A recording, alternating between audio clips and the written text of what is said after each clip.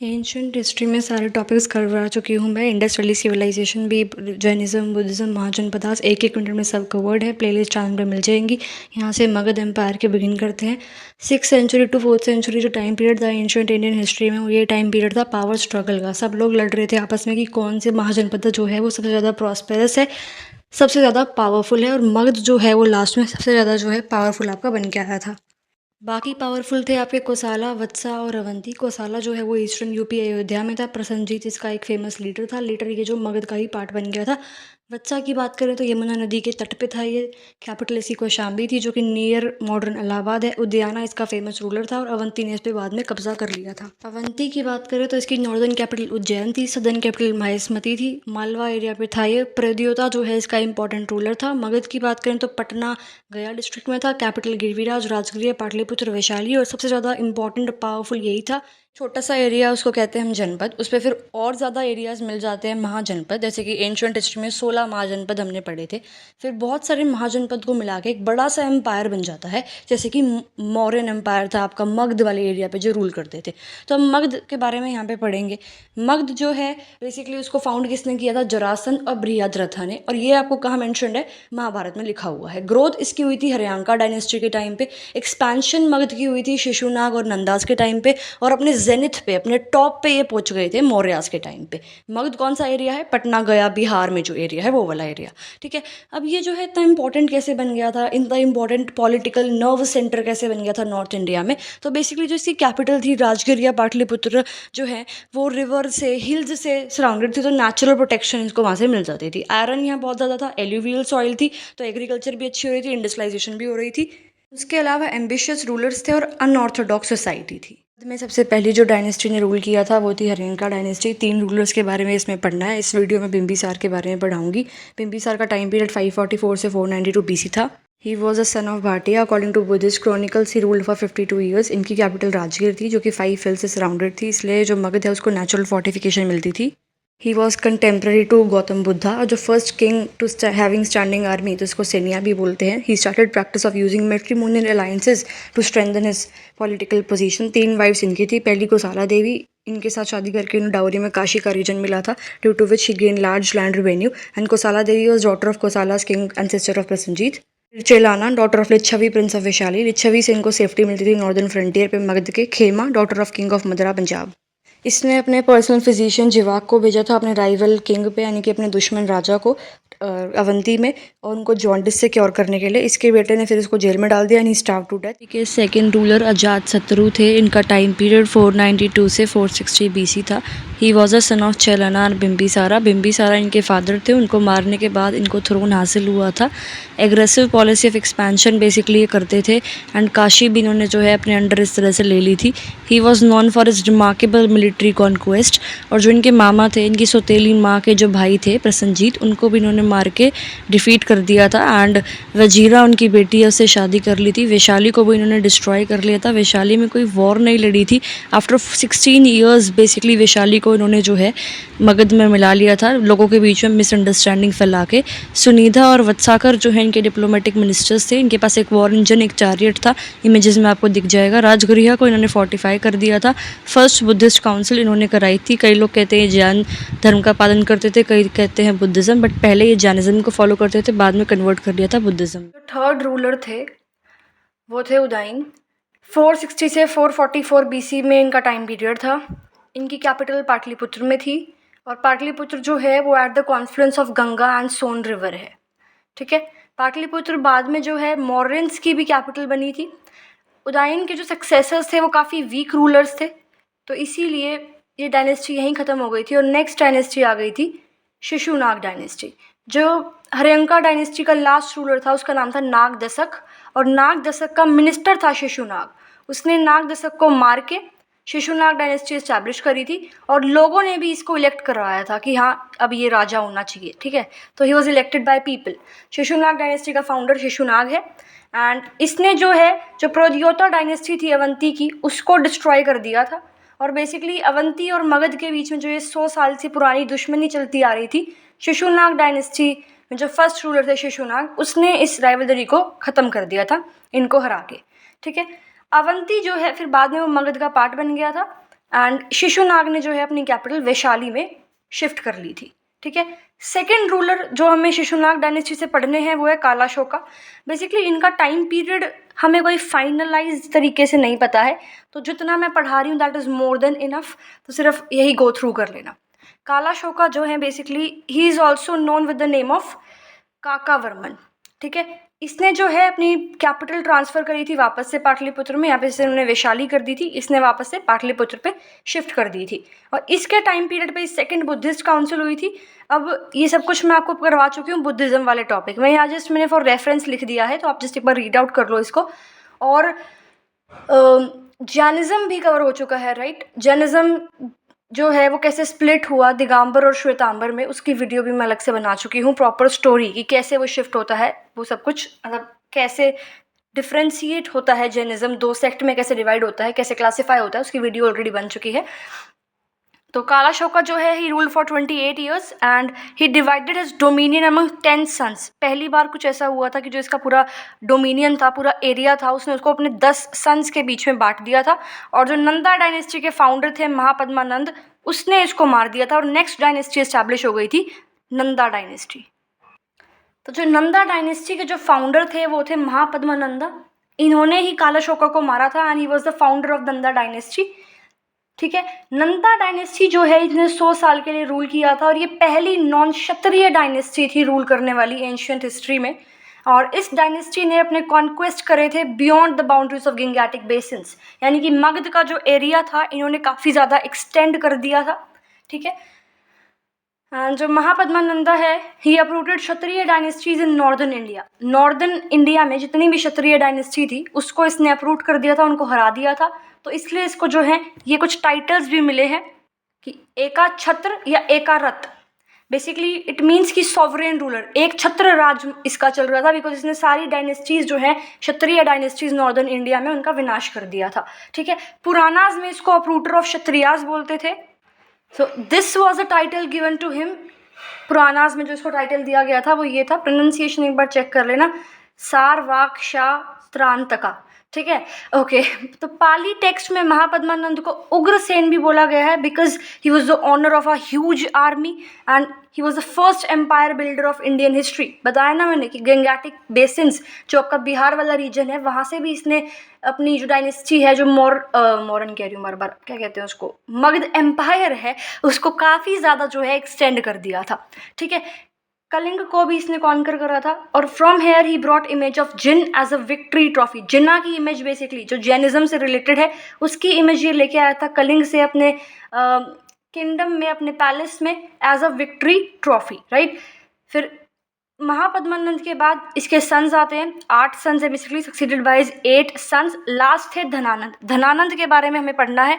He was also the last son of Mahapadmananda and, मतलब सबसे छोटा होगा ना, and also the last Nanda ruler.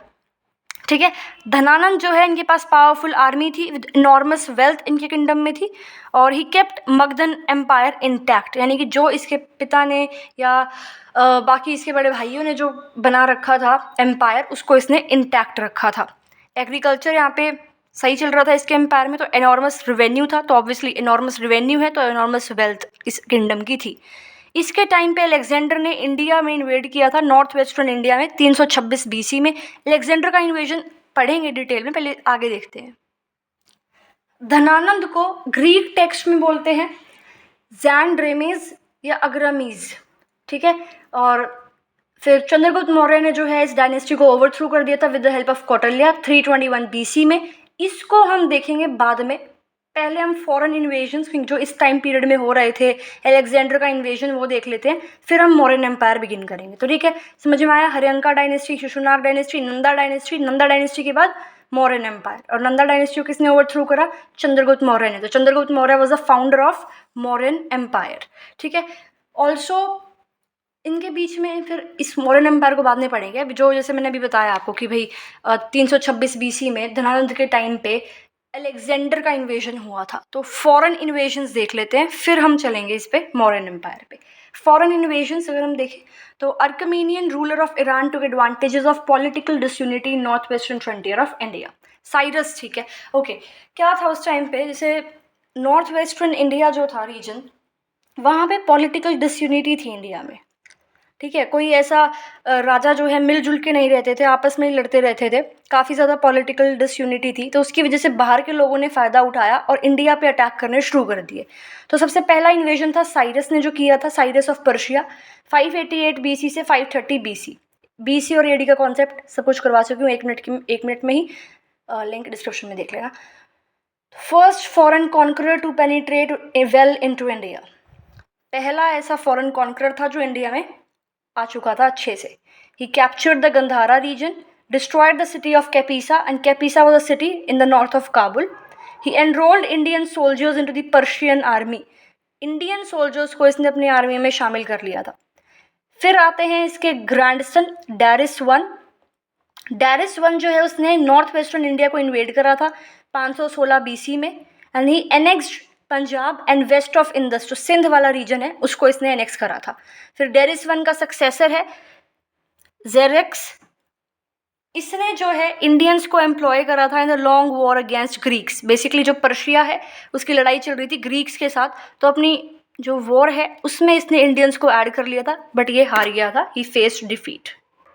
Persia basically Iran है, राइट। तो जो ये ईरानियन इन्वेजन्स हुए हैं इसकी क्या इम्पैक्ट थी इंडिया पे, क्या इम्पैक्ट पड़ा, तो basically growth of Indo Iranian trade जो है वो ग्रो हुआ। Kharosthi script I, Kharosthi script basically Persia से ही हमारे यहाँ पे आई थी, और इसका एविडेंस हमें मिलता है अशोक के इंस्क्रिप्शंस में। अशोका के बारे में पढ़ेंगे आगे जब हम मौर्यन एम्पायर देखेंगे, ठीक है।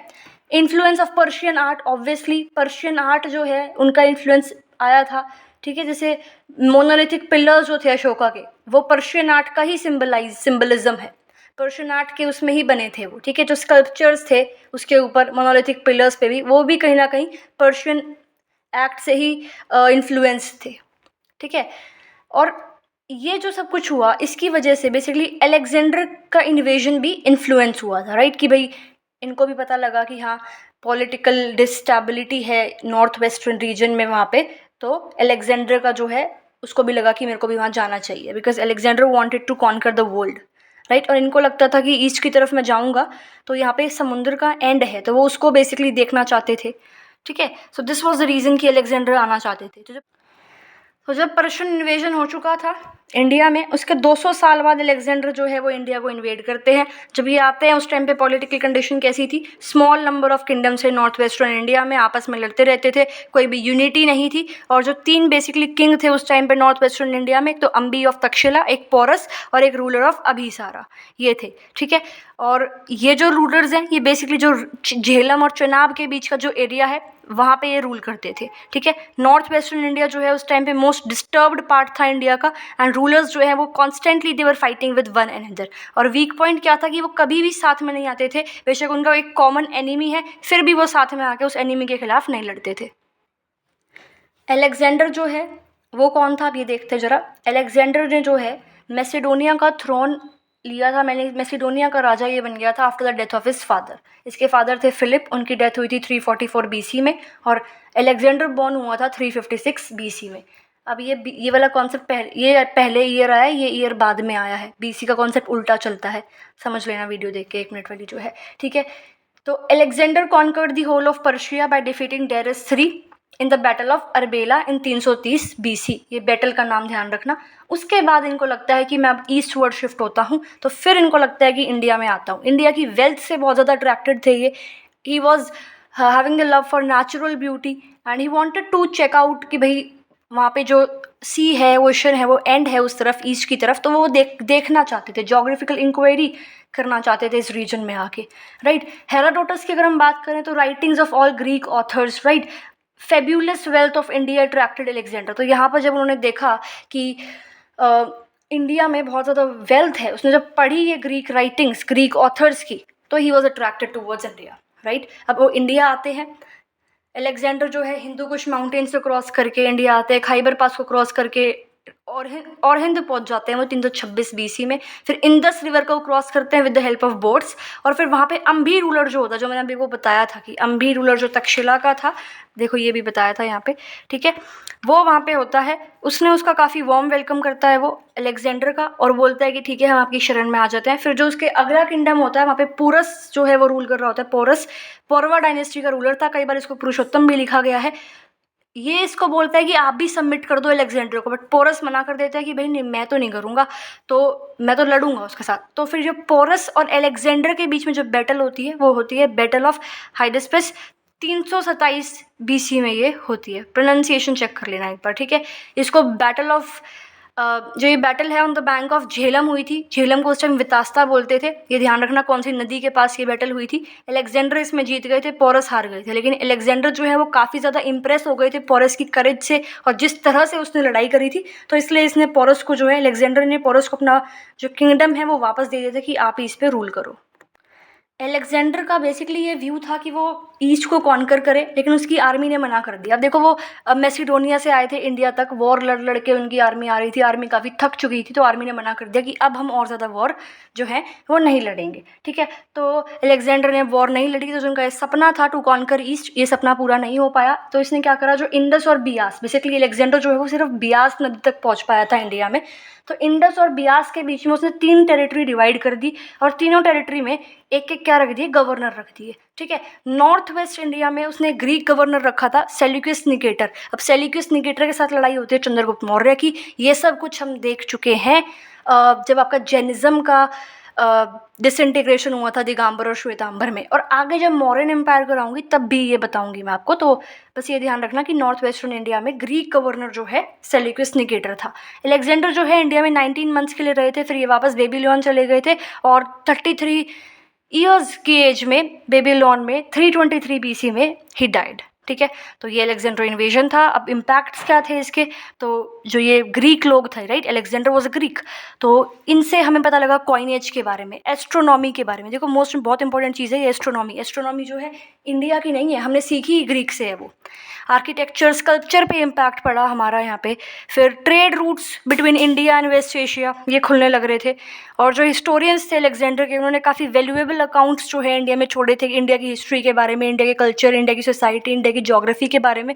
तो इससे हमें काफ़ी नॉलेज मिल गई थी।